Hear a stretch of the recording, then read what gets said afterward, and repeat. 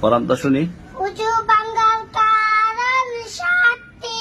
উজু ভাঙ্গার কারণ সাতটি। পায়খানা বা পেশাবের রাস্তা দিয়া। পায়খানা রাস্তা দিয়া। কি কো না কো জানি। জি কি কো না কো।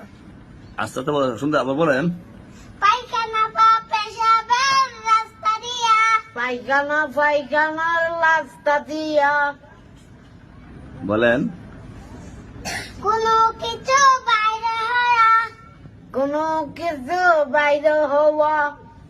বুক ফুরিয়া ভূমি হওয়া। বুক ফুরিয়া ভূমি হওয়া। শরীরের কোনো জায়গা হইতে। শরীরের কোনো জায়গা হইতে।